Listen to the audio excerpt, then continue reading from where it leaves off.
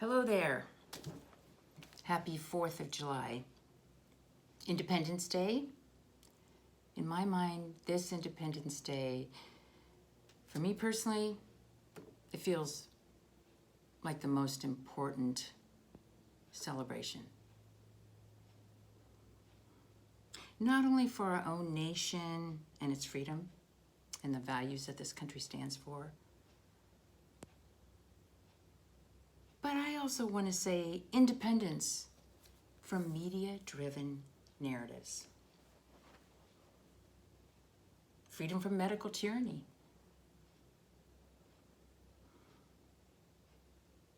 In today's world, fear and panic can spread easily, especially when there's a narrative out there. And I'll talk more about that in a minute. First, I want to address something that some of you may be concerned about when you see that there's polling that shows that Joe Biden would win. Don't worry about it. In the 1988 election, presidential election, I was a Democrat at the time, supported Michael Dukakis, and in the summer, he was 17 points ahead of George H.W. Bush. Now, it's not like George H.W. Bush had a huge base of support, huge appeal to people, but he still won the election.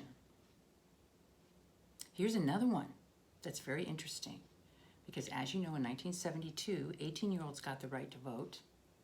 So a lot of liberals, young liberals, and those that were against the Vietnam War got the right to vote for the first time.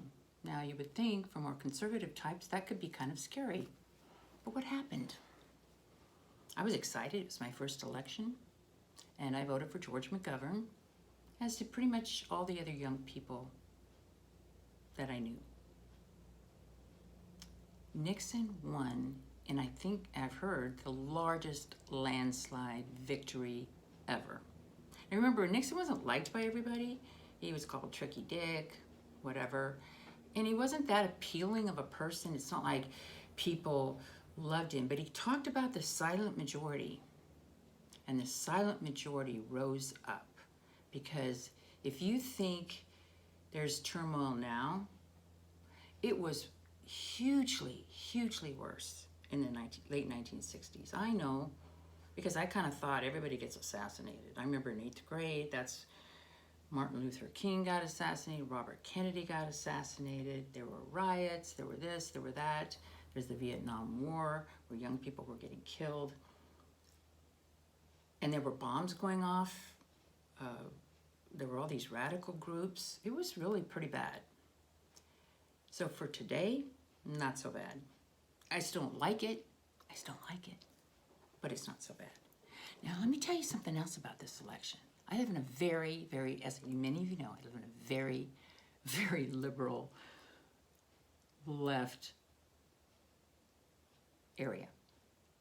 After the 2016 election, there was a newspaper article about who voted what for Trump, what area. And the area that I live in, Rustic Canyon, it's right at the border. I mean, it's kind of Pacific Palisades, but it's also a little bit of Santa Monica. Only 12%, I was part of that, of the people here voted for Trump. And there were all kinds of signs, you know, for Hillary Clinton and earlier, you know, Bernie Sanders, bumper stickers. And then, of course, after Trump was elected, it was distressing to walk around the neighborhood and there would still be the Hillary signs up, and then resistance signs, and all kinds of things, you know. Just signs everywhere, which, you know, were distressing. But I've noticed I don't see any bumper stickers. I don't see any signs.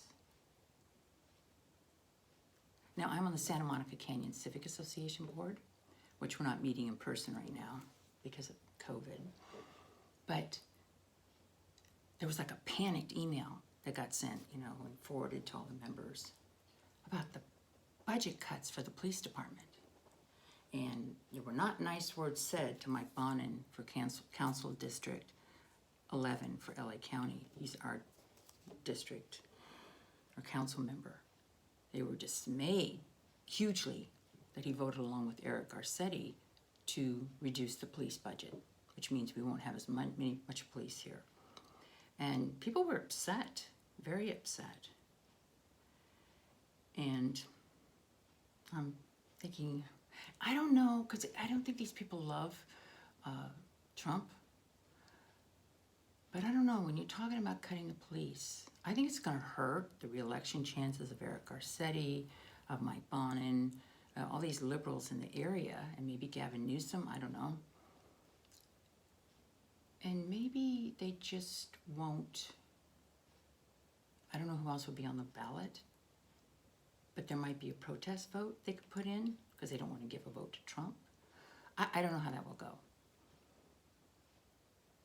But that's interesting. And of course, everybody knows how interesting it is that so many gun sales and gun registrations have gone up for people who've never owned a gun before. So I don't know what the full ramifications of that is, but it's possible that Trump could win huge, big. So I'm kind of curious to see how that goes. And in my neighborhood, I only saw one BLM sign one evening when I was out walking, nobody else around. It's not there anymore. I won't say why, but it's not there anymore, and it's not been put back up. Okay, so let me urge you one more time. Well, I'll urge you every week, so get used to it. You have to vote for the Republicans. You have to do it, people.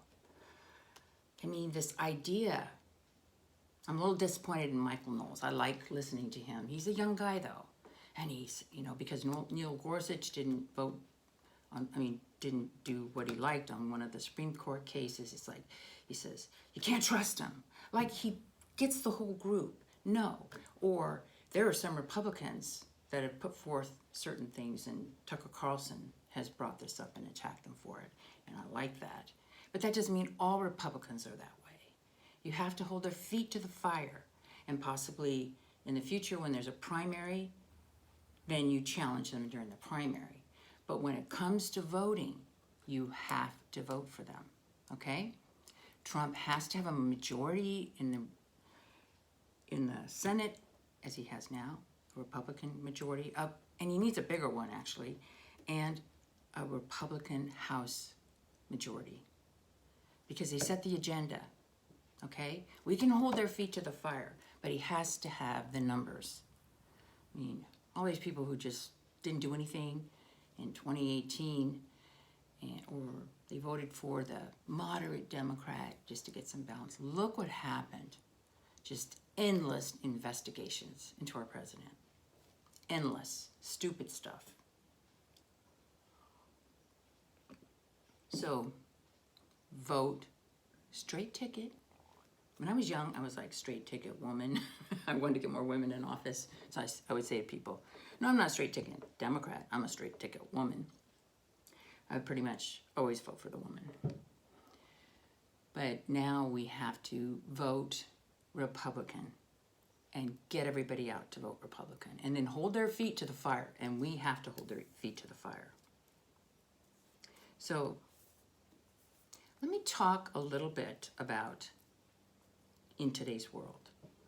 One of the things I've been pondering, and I'm sure you all have been too, is how quickly fear and panic can spread.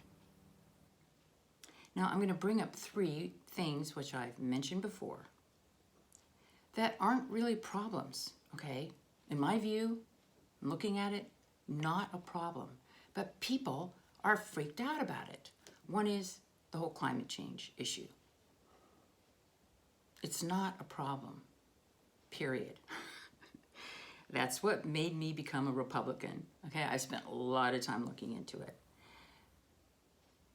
The other one is now this systemic racism, police brutality. It's not really a problem. There might be some changes here and there, but we don't have systemic racism. It's not a problem. And the other one now is about this coronavirus. It's not dangerous, people.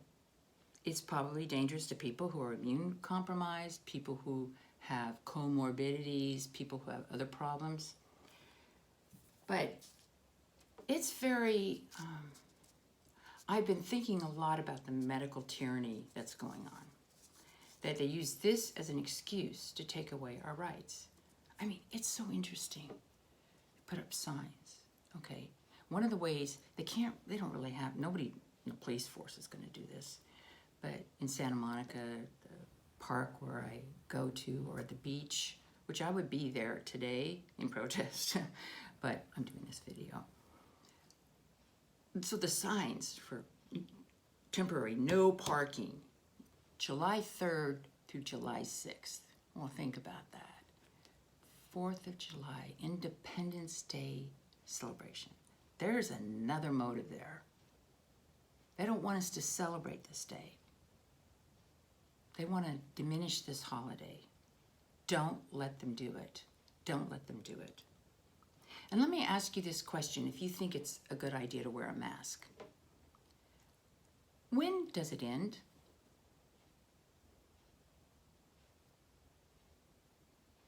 I mean, right now there's uptick in cases. These people are tested because they have to go to the hospital for another reason, and they test them. They're asymptomatic, okay? So there's a lot of questions about these tests, whatever, but they have no symptoms. And so that's a rise in cases. Let's shut down. No, what counts is deaths. And even those are questionable, the way those deaths have been counted. But let's just suppose that the deaths were counted correctly, which they have not been. That's what counts. Not somebody testing positive for COVID. I mean, my own view is, forget about all these shutdowns. Forget about all the social distancing. Forget about wearing a mask. Yes, people get colds, which is a coronavirus. People get the flu. If you've got an issue where you're extra susceptible, then you quarantine yourself. You stay away from people. You wear a mask or whatever you think you need to do, but don't impose it on a free, independent American people. Don't screw with our lives, because it won't end with this, people. It will not end with this.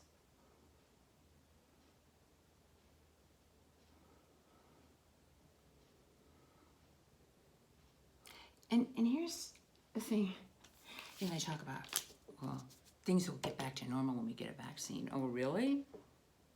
Well, first of all, we don't know when, if ever, there's going to be a vaccine. I don't think I'm going to, I'm not taking it. No way, okay? That's a whole nother issue, but I'm not taking an unproven vaccine for a coronavirus where we've never had a vaccine before. We don't know what the effects might be. We won't have time to test. It'll be brushed out. But what happens when a new virus comes along? Because this happens, particularly with China. I mean, that's a way that they can just shut us down.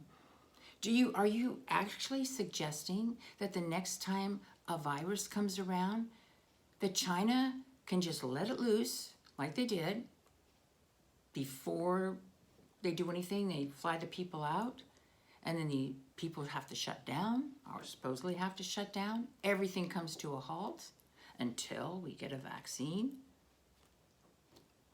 What are we talking about? No. What the government should do is provide guidelines. Like, I love the South Dakota governor. She's really good. Kristi Noem. N-O-E-M. She did not shut down South Dakota. A state that didn't shut down. She provided guidelines to the populace. And of course, they can get the guidelines on the CDC website or wherever. And then she said she trusted them to make the right decisions for themselves and their businesses. That's how it should be. Guidelines, like we recommend. Not mandates, not rules, not willy-nilly telling us what we can and cannot do. This is Independence Day, people. Declare your independence. Declare your independence. Don't let them do this.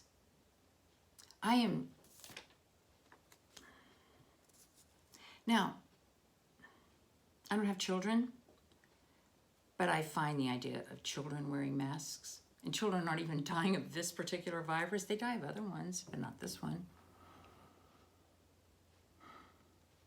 So if their school or whatever requires it, I don't know what to advise. But I would talk to your child, tell them to pull it down, at least below their nose whenever they can. Let it slip down. Try to homeschool if you can. Don't put them in that environment. Let's start new schools. I don't know. That's not my area. But this is just wrong. And don't think it will stop with this, because it found a way to circumvent our Bill of Rights. Don't ever, ever let this happen again. We will not ever, ever let this happen again. Now, I understand our president. I don't see how he could have not done what he did. And so he has to constantly say, there would have been millions dead, blah, blah, blah. He did the right thing. Otherwise, he would be attacked mercilessly. So I just understand the situation that he's in. As many of you know, I worked in the political arena. I was in Washington, D.C.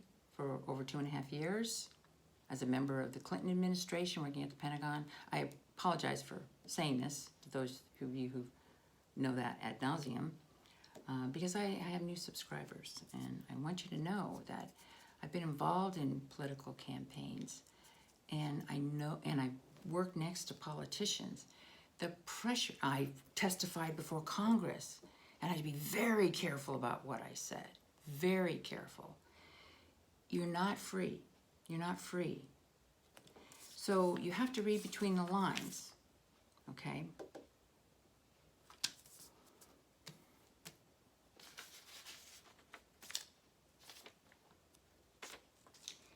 One of the things with these masks, I look at the politicians who are wearing the masks, who are trying to placate the mob. I love that our president has never been seen in a mask. When all his advisors were advising him, I heard, I actually went to whitehouse.gov and sent him a message. Please don't ever put on a mask. I think I would be so disappointed. I'd still vote for him, but oh my God. It's symbolically important to me. There are a lot of ways you can get around this mask mandate, for one. Like, just let it slip down. Like Michael Knowles, I brought him up again. But he said I haven't done any airline flights since this whole COVID-19 thing started. But he said he's been on a lot of flights. And once he's on the flight, he just lets it slip down to his chin, and they don't say anything. So once he thought, well, I'll just take it off. And then right away, the flight attendant came home and said, sir, you have to put that back on. And I had the same thing happen. I had a doctor's visit. So I walk in. Oh, you have to have a mask. I said, well, I don't have one. So they gave me one. I put it on. Then I let it slip down in the waiting room. And the receptionist or whatever, ma'am, you have to put it up. And I'm like, I can't put it up and whatever. But then when I went into the little doctor's office where the doctor would be, how they wait, keep you in a little room. Then I just let it drop to my chin. And I was all prepared to tell the doctor that I'm feeling anxious and it's hard to breathe if she said anything. But she didn't. She and her assistant came in with their masks. They never said a word. So I think what happens is they feel obliged to follow the rules, so they don't want to get in trouble with the state or the whatever. So that gives them a cover. that, oh, that person has the mask, and you can always quickly put it up if you have to. So you have to, while we're in this world, you have to figure out how to navigate it. Some people have told me, oh, I wear a mask because I know a lot of people are afraid and I just want to be polite. No, you're just spreading fear. Don't do that. When you wear a mask, you're spreading fear. Now let me point out that on this weekend, I guess with Governor Gavin Newsom's mask, so-called mandate, which is not a mandate, nobody's enforcing it. So at the park where I go running, it says, face masks are required. That's a new thing. They didn't say that before. But I would say 2/3 of the people aren't wearing masks. Most of them have them down on the chin, the ones that are. The ones that put it over their nose just look ridiculous, and most of them are older, or they're immigrants, or they look like they're immigrants, and they think it's a law that they have to follow. But no, that's one of the ways we do it. You just don't give it any teeth. And the police are not, are you kidding? Police and sheriff, they're not, nobody's enforcing this, nor should they.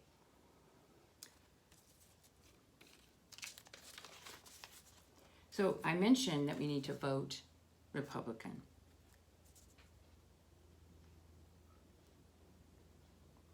But one of the things I want to point out, that when you're looking for a president, when you're looking for a Supreme Court justice, you need to look at their character and bravery. Do they have what it takes to stand up to the media-driven mob? I mean, look at the Supreme Court. John Roberts has just caved on everything. He was never conservative. Now, Neil Gorsuch did on one thing, okay, but others haven't. So when you look at who's on the list to put on the Supreme Court, we need to get people who aren't afraid of being attacked. I mean, for example, that's one reason why I like Candace Owen, and in the future I could see her being a presidential candidate. I mean, because she's learning fast. But she is not afraid to be attacked in the same way that Donald Trump is not afraid of being attacked. Most people are. Most people want to be liked, and it's too hard. Like, sorry, there's no way I would want Mike Pence as president. He's just too nice. And I see him with a face mask now. I mean, he's a wimp. You might like his values, and he's great as a vice president, but he's a wimp. No. So for me, mask wearing says something. And I'm disappointed at the Florida and Texas governors because of this surge in COVID cases. Cases, mind you, cases, not deaths. That they shut down a lot of stuff. Because, you know, they would just be lambasted in the media. I get it. I get it. But I wouldn't want you to be president, and you sure don't make your state look as good as you were looking to me just before. It's like, you gotta be able to stand up to that. I would say we put out guidelines. We recommend that people do this and that, and then just let whatever happen, happen. Give people the choice. I mean, just think about it. What are we moving to? I've long been I have my own supplement regime. I've long been independent-minded when it comes to my health and not paying too much attention to doctors, because I don't think doctors know as much, unless, they're doing surgery or something, or fixing a broken leg. Yeah, they're great. But I was just thinking, well, I mean, what if we had single-payer health care, which I don't want, but what if we did? Could there be an argument that, oh, you have to get chemotherapy? Because I've already long decided I would never get chemotherapy. Because if you don't get it, you're going to cost the healthcare system more. I mean, where does this medical tyranny end exactly? Where does it stop? Could you mandate treatments?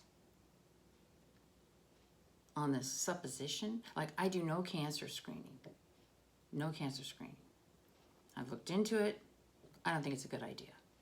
If I had symptoms, then I might try to take care of it. But no cancer screening. And could they try to mandate that? I still wouldn't do it. But where does this end? You have to ask yourself. And all these Republicans are saying, just put the just put the darn mask on. You know, it'll be over. No, I don't think it will be over. Because now you're putting a mask on for what? Not because it's for the spread of an asymptomatic virus. This is not a deadly pandemic, people. This is just insane. We've had far worse flu seasons. Are you going to mandate mask wearing then?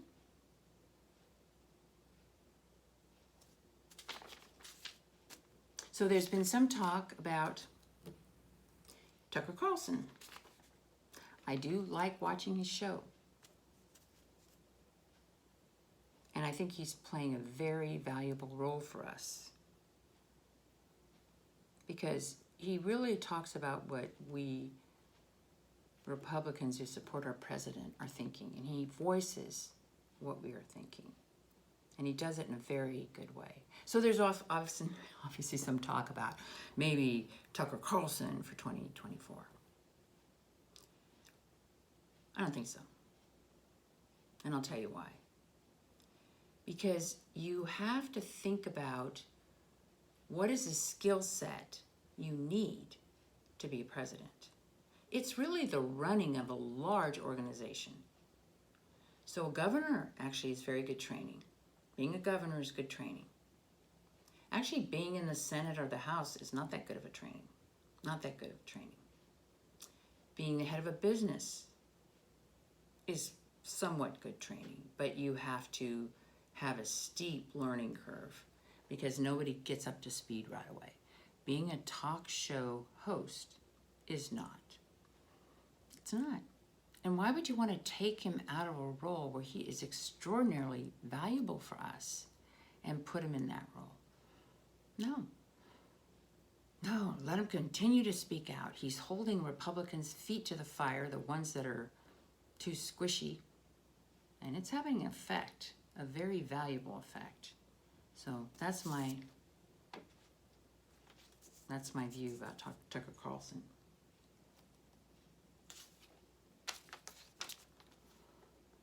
Here's a few other Republicans that kind of look good, but then I wonder. Now, one of the things I find very interesting is if you look at the Republicans in the House and the Senate, there's just a few of them, a small list, who kind of support climate change stuff. I think we need to be wary of them. There's some group like Climate Change Solutions, Republicans.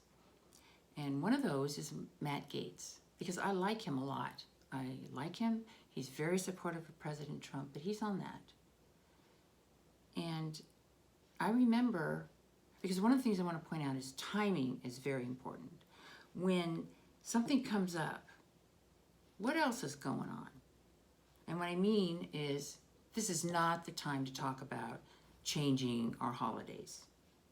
Because that's driven by the left's agenda, not our agenda. So there was something that, I can't remember the details now, at the time I did, where Trump was ordering troops to do something, and the Dems, to attack President Trump, came up with some resolution saying he can't do it. Now, in theory, that was something that a lot of Republicans agreed with. And I liked what Jim Jordan said. He said, yeah, I agree with that, but I'm not going to vote for that because this is obviously just an attack on our president.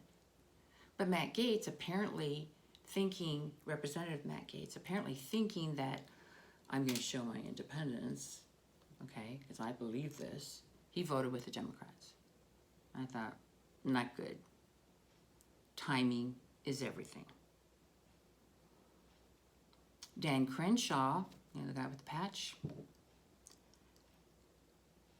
why didn't he just stay out of that? I mean, we had, what, 5, 6, there was something like 5 funerals for George Floyd. Fox News, everything, was the whole day, George Floyd and the killing of George Floyd. This huge, huge funeral. Enough already. So Dan Crenshaw tweeted something like, I'm very sorry about the death of George Floyd. I don't remember what he said, but it's like, enough already. So he's off my list because I thought of him as potential. In other words, I see this when you don't pay attention to the timing. I see this as trying to placate the left, trying to placate the mob. No, that's not the time to do it. So I was disappointed with him. So I look to these kind of people, and I look. That's why, like I said, I like this Governor Christie Noem, because what has she shown? She has shown that she's not afraid to stand up to the mob, because she was one of the, I don't even know if there was another state that did this. She did not shut down. Now, I mean, she's very nice looking, presents herself very well, and I really like her views. I don't know if she has the charisma or drive to ever want to run for president, or if she has crowd appeal. I don't know that yet. But she's got executive experience, and she's not afraid to go it alone. So that counts a lot with me. Counts a lot.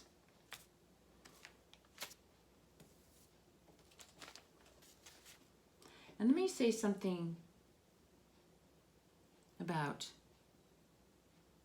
academic studies, because you hear a lot about it. And just let me ask you a question. If virtually all academics are now self-identified as being on the left, what does that mean for academic studies?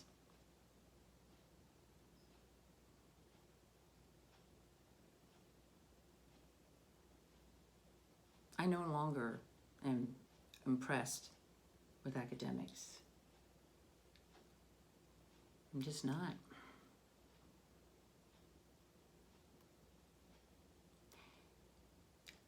Here's an interesting thing. If you have a study, so-called science or whatever, here's a clue.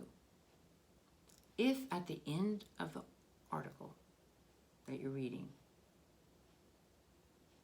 the prevailing narrative is affirmed, that has nothing to do with what was being looked at, that tells you something. So for example, this recent US, it was in Michigan. So apparently the only reason, because there's been a lot of studies, particularly one in France, but I think Turkey, and there's been a huge number of studies, when I say huge, like at least 5, about the hydroxychloroquine study, that, oh my gosh, mortality rates are less if they use hydroxychloroquine. And that came out, and CNN was like surprised.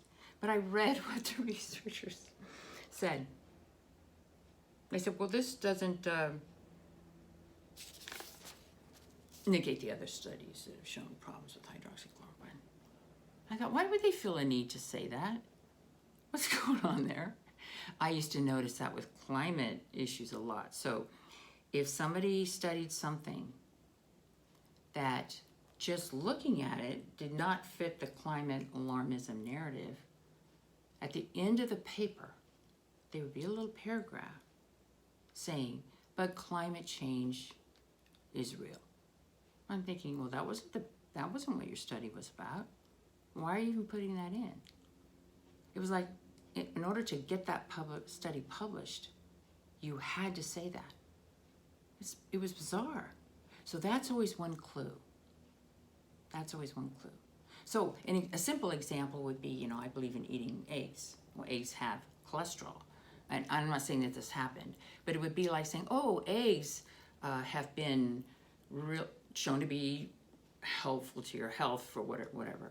And then at the very end, however, high cholesterol levels are still very important. It's like, but that's not what they showed. I mean, why are you even pointing that out? That's a totally made up example, but I'm just pointing it out that that's one clue. Because one of the things I'm trying to do, based on just my own experience for you, all of you, is like, this is my life. I love to study and learn and read and analyze, and most people don't. They're busy. They have real lives. They have families. They have things to do. So I'm just trying to give you pointers, like, how do you think about things, okay? Trust yourself. You're a lot smarter than you think you are. And the experts aren't.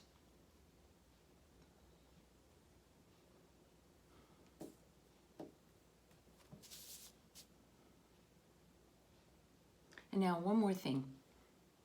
Oh, not one more thing, maybe a couple more things. Here's another funny thing. I'm sure you've heard it. I didn't make this up. But if you have to put science in the description for something, it's not really science. Let me give you an example. Social science. They're just trying to make it sound official. Political science. It's not a science. Even I thought about, oh, what about computer science? But that's really computer engineering.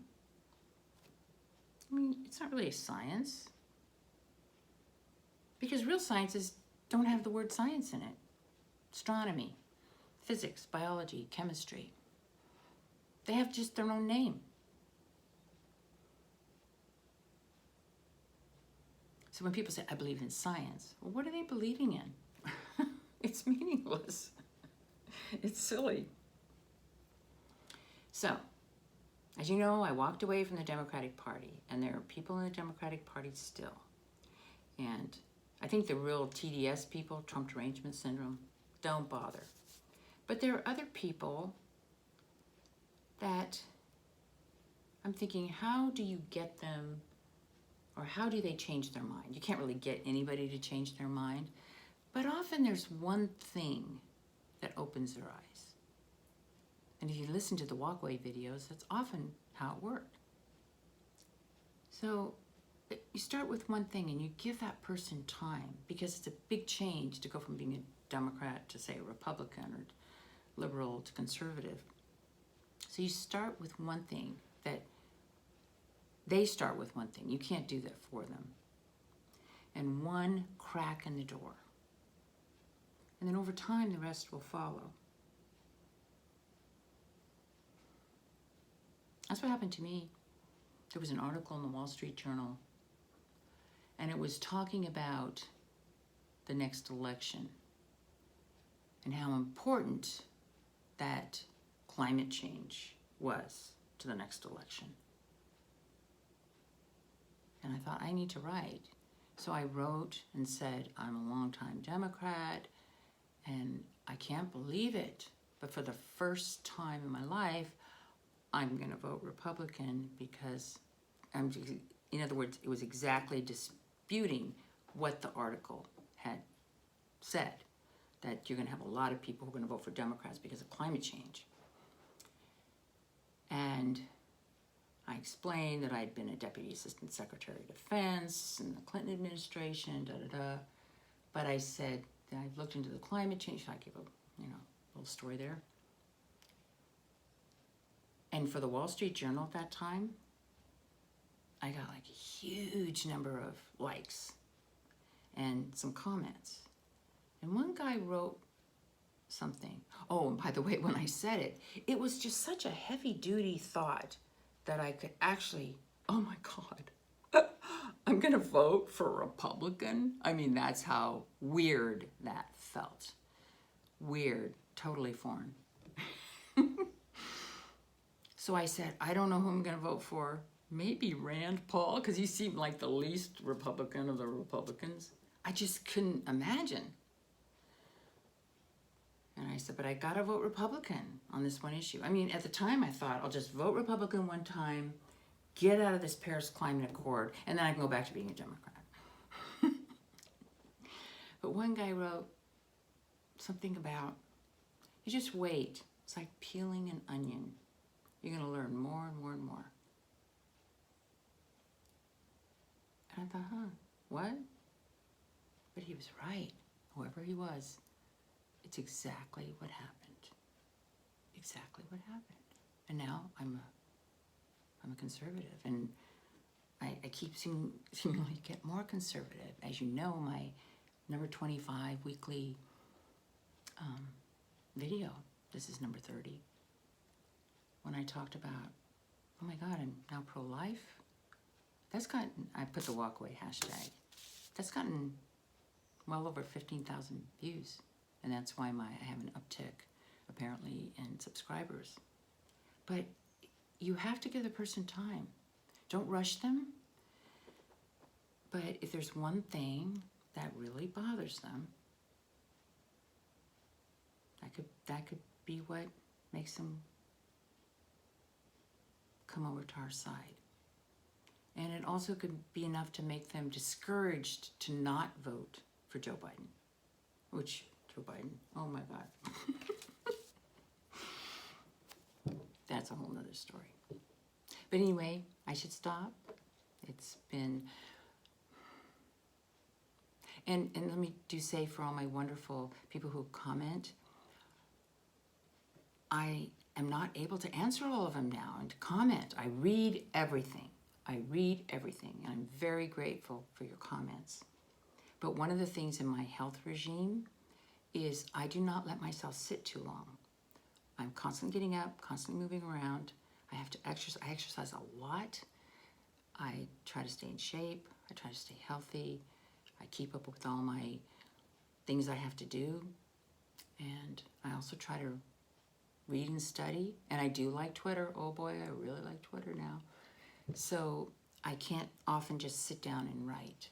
And I will try to do it. I so appreciate, especially my regular commenters. But I appreciate the new ones too.